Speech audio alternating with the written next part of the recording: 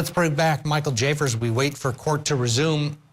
The technical gremlins are pretty much part of every courthouse, every courtroom, and every lawyer has to deal with it. And now he has this.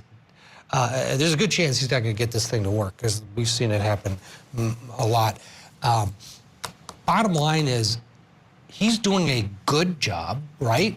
But it's not as good a job as the public defender would have done, is what the only argument I'd make.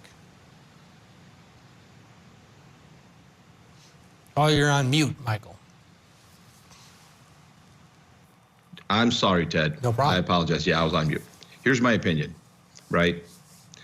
You know, there are some terrible public defenders. Is it possible to defend yourself in a trial better than a public defender? I mean, there's pros and cons, right? You bring the passion and the emotion and the understanding of the facts better than any public defender would.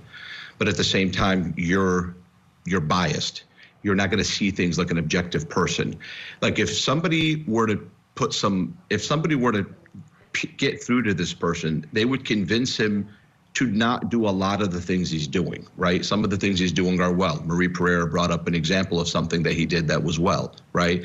In my opinion, what's the purpose of a trial? The purpose of a trial, if you're a defendant, is to get an acquittal.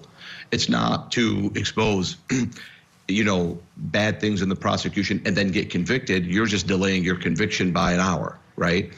The purpose is to get an acquittal. So I think he's doing a serviceable job, but I think a public defender would have done a better job. And the evidence of that is that he fired his attorney. He fired his attorney and wouldn't take another one. I've seen this too many times, and it always comes down to the same point. The defendant is not listening to reason. And he said in his letter to the judge, I don't want to take a plea, right? That means they offered him a plea.